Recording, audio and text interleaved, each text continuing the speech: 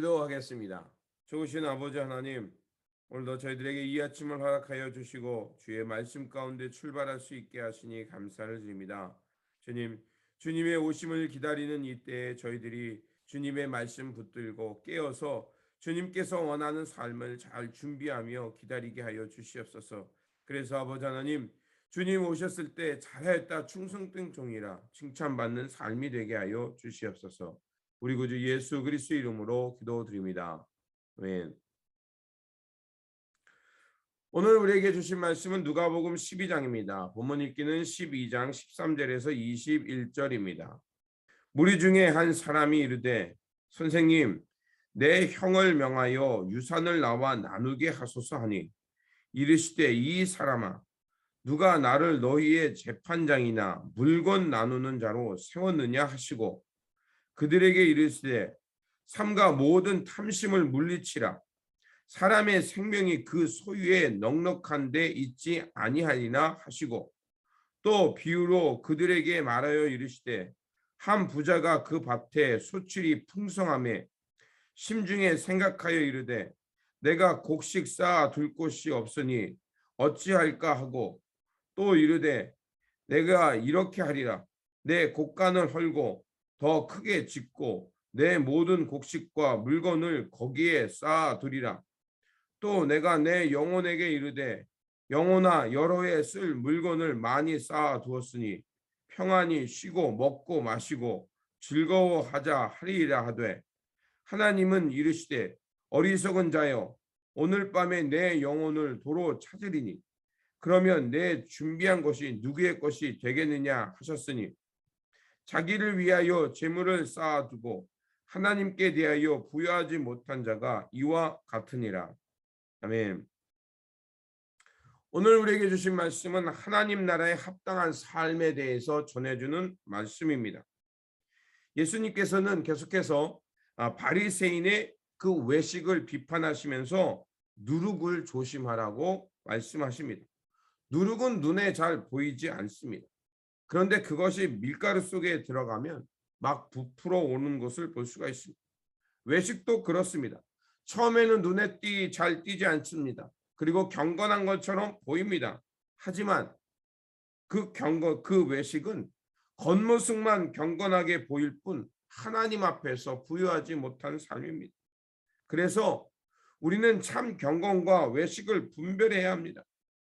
그것은 열매를 통해 알 수가 있는 것입니다.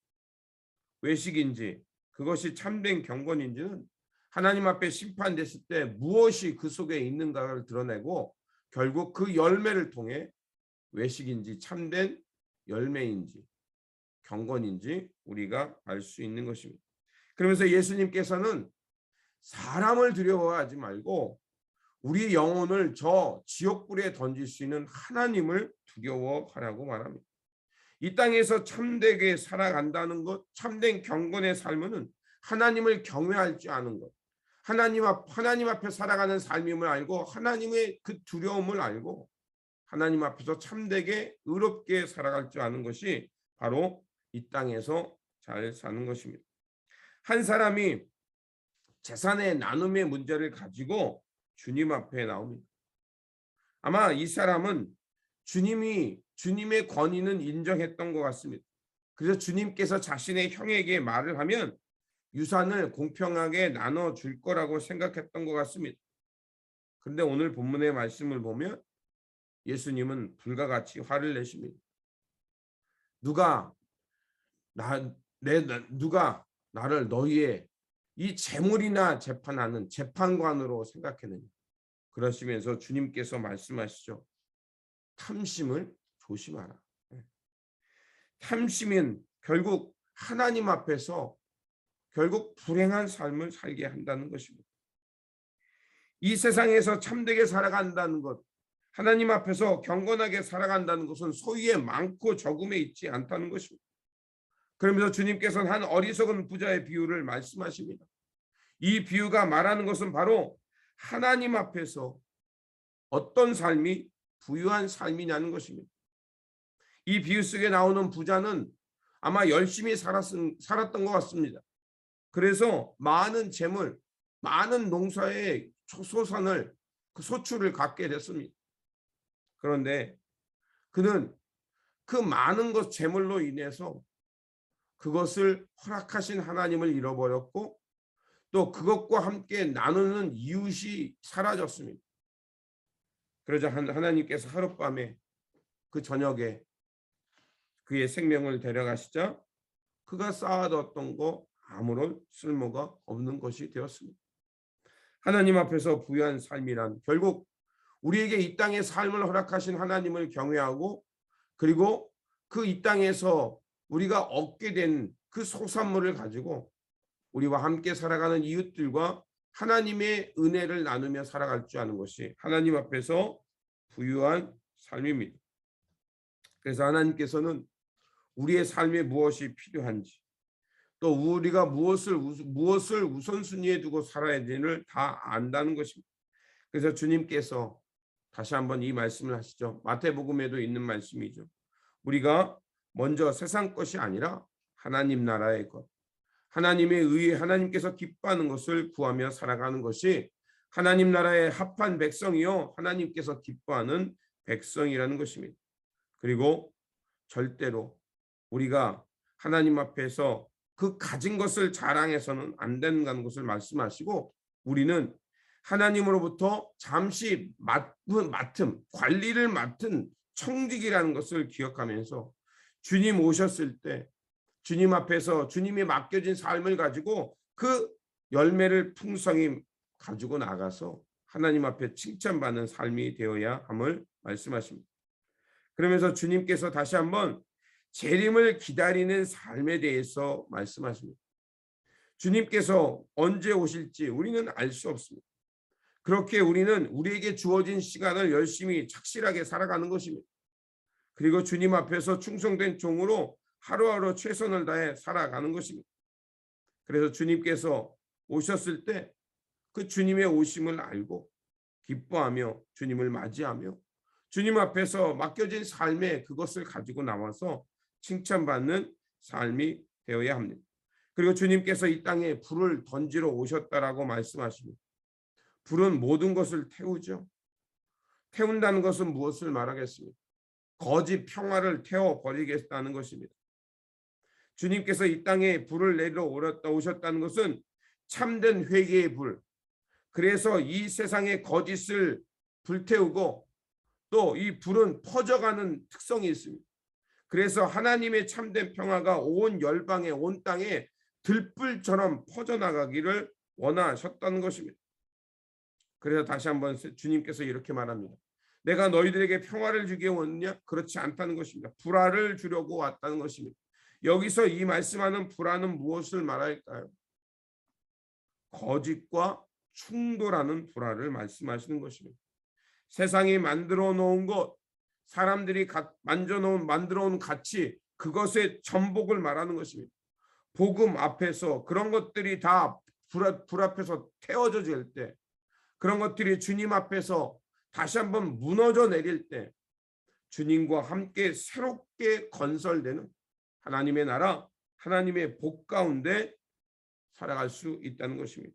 그렇게 우리는 회개라는 것은 내가 기존에 살던 삶으로부터 떠나는 것입니다. apart. 그 세상이 만들어 온 가치로부터 내가 무너져 내리는 것입니다. 그리고 우리의 삶을 돌이켜서 다시 한번 주님의 삶, 주님의 말씀의 거울에 비춰보면서 그것을 하나하나 고치며 새롭게 지어져 가는 것입니다. 그런 과정을 통해할 때 우리는 하나님의 진정한 평화를 맛보며 하나님 나라를 살게 될 것이라 믿습니다. 그리고 주님께서 다시 한번 시대를 분별하라는 말씀을 하십니다. 사람이 하늘의 날씨를 보면서 따뜻할지 비가 올지 그것을 잘 판단합니다. 우리도 마찬가지입니다. 지금 이 시대를 그 시대의 징조와 또 이 시대에 나타나는 그 사건들을 통해서 우리는 지금 하나님의 나라가 가까이 왔는지 그리고 하나님께서 기뻐하는 삶이 무엇인지 우리는 분별할 수 있습니다. 그렇게 다시 한번 우리가 하나님 앞에 그 심판대 앞에 서는 시간이 있음을 기억하면서 그러면 그 심판대 앞에 드러나는 그 소중히 여기는 것이 무엇인가를 다시 한번 생각하시기 바랍니다. 그 재판장이신 하나님 앞에서 기뻐하는 것은 주여 주여 하는 자마다 하나님의 그 나라에 들어가는 것이 아니라 바로 아버지의 뜻대로 주님의 말씀이 가리키는 그 방향을 향해서 우리의 삶을 드리며 우리에게 허락하던 것을 잘 관리해서 하나님께서 기뻐하는 열매를 맺을 때, 그럴 때 우리는 바로 하나님의 기쁨의 자녀, 하나님 나라의 완성에 이르는 사람이 될 것입니다. 그러므로 오늘도 우리가 살아가는 삶 속에서 하나님께서 기뻐하는 삶을 향해 나아가시기 바랍니다. 이 땅의 재물의 부요함이 아닌 하나님 나라의 부요함을 향해 살아가시기 바랍니다. 그래서 주님 앞에 섰을 때 우리의 삶의 열매를 가득 감고 주님께서 주님 앞에 나아가 잘했다 칭찬받는 삶, 그래서 사랑과 섬김의 열매가 풍성히 있는 그런 삶이 되시기를 다시 한번 주님의 이름으로 축원드립니다. 기도하겠습니다. 좋으신 아버지 하나님, 우리로 하여금 천국의 진리를 보여주시고 그 길을 걷게 하여 주시니 감사를 드립니다. 우리에게 허락하신 이 단 한 번뿐의 인생, 그 삶의 자리를 통해서 하나님께 부유한 사람이 되게 하시고 주님 오셨을 때 주님 앞에 풍성한 열매를 갖고 나아가는 삶이 되게 하여 주시옵소서. 그러오니 다시 한번 성령으로 우리의 삶을 지켜주시고 우리가 하나님을 경외하는 삶이 되어서 더럽고 추한 것은 버리고 하나님께서 기뻐하는 열매, 그래서 이웃과 함께 평화를 이루며 이웃의 삶을 돌아보며 그들의 아픔에 공감하며 하나님 나라의 선을 행하며 살아가는 이런 풍성의 열매, 성령의 열매, 칭찬의 열매를 맺고 살아가는 우리들이 되게 하여 주시옵소서. 우리 구주 예수 그리스도 이름으로 기도드립니다. 아멘. 오늘 우리에게 주신 말씀 붙들고 살아가는 한 날이 되시길 바라며 다시 한번 하나님을 경외하며 하나님 앞에서 부유한 삶, 하나님 나라의 기쁨이 되는 삶을 살아내시기를 부탁을 드립니다.